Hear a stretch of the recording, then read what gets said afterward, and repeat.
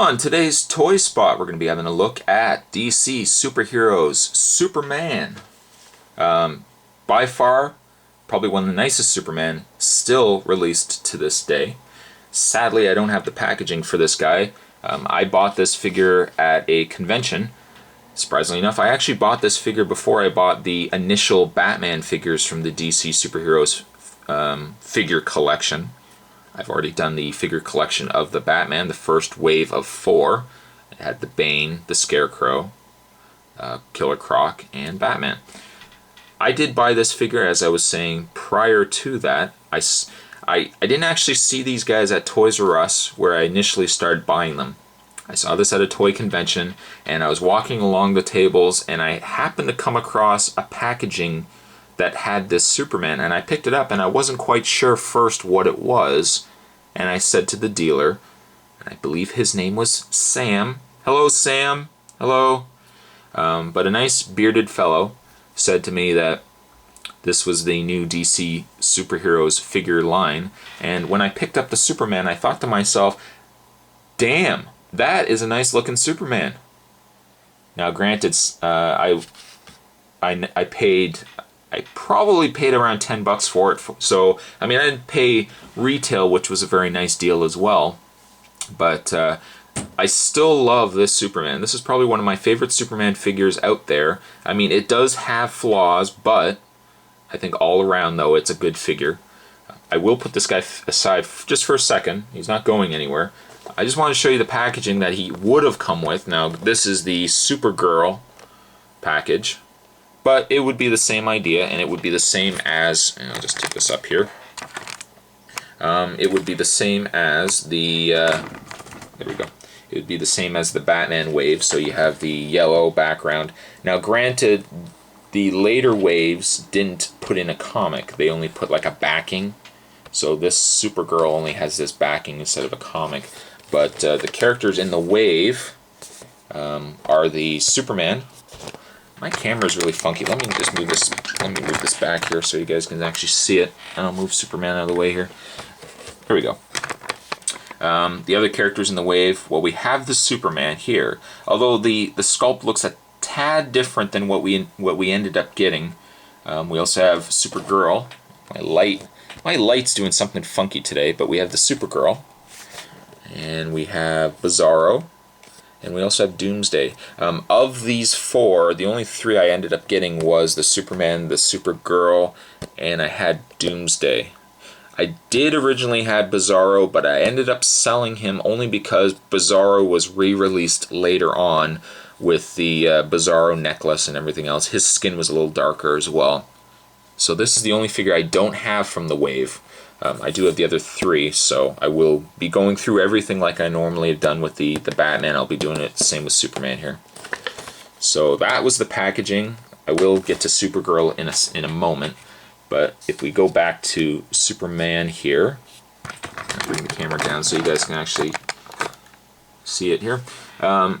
Still, again, one of my favorite Supermans. It has some drawbacks. I'm not too big of a fan. I don't know if you guys can see it all right, but I'm not a big fan of the blue. Normally when they put blue in a character's black hair, it's not as predominant as this. This is a little more kind of in your face. So that's a bit of a setback. The sculpt on the figure is absolutely gorgeous, though. I mean, it's probably one of the nicest, I said it already, but it's probably one of my nicest Supermans that I own.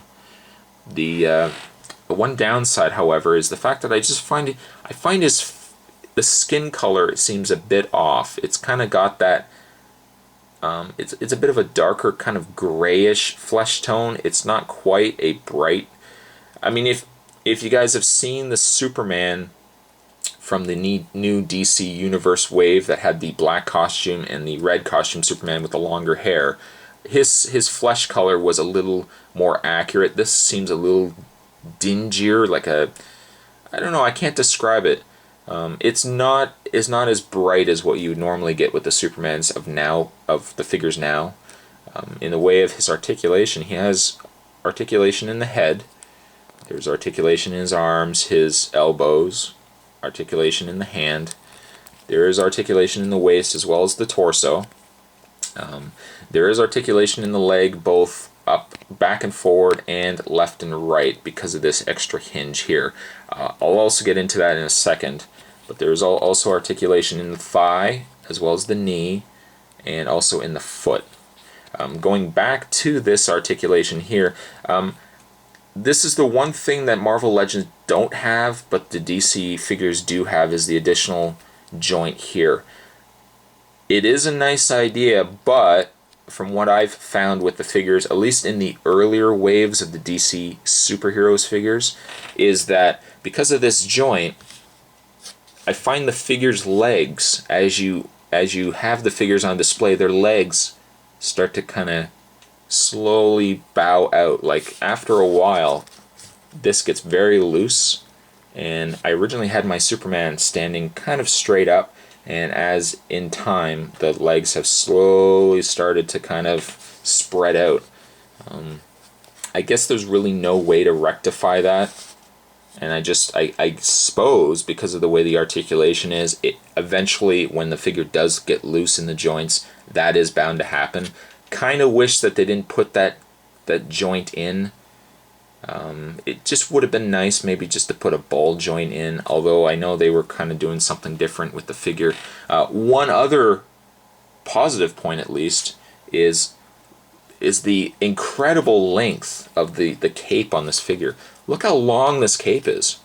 It's a rubbery plastic, but it's not a bright red either. I mean, the figure itself as a whole doesn't have bright colors. Its blue isn't bright. It's more like a dark kind of navy grayish blue. The cape is also not a bright red, but like almost like a gray. Everything on the figure seems kind of a bit dingier in color, but the cape is awesome. Look how long that cape is, guys. It's touching almost to the bottom of the character's, almost to the floor. The one thing it would have been nice is if they put the symbol on the back. I guess for cost they were trying to keep that off just so that it's a little easier to mass produce it, but overall, definitely one of my favorite Supermans. It has small drawbacks. I mean, with the paint scheme, it would have been nice to have it a little brighter and everything else, but as a whole, it's a great figure, and the sculpt on the face is so nice.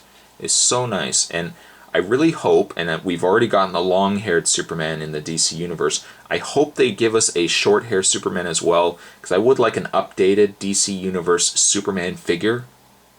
But as a whole, I am very happy with this figure. If you guys can find it, definitely want to pick him up. He has been released 5 times.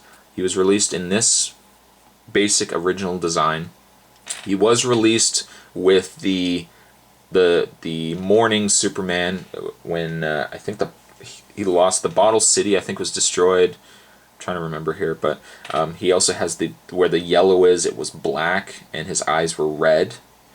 There was also the if you want to call it the Return Superman, it had this exact mold, but the cape was like a gray and the symbol was gray and everything, and his costume was black. There was also a Krypton Superman that had this outfit, but it was a metallic blue, and then he had a metallic blue kind of head, I guess a head hood kind of thing with his hair at the top. And then there was one other one as well, and I can't remember what it is. But the figure's been released about 5 times now, so finding him probably isn't that hard. But there you have a toy spot on DC Superheroes Superman. Ooh, yeah! And with that, I'll see you guys next time.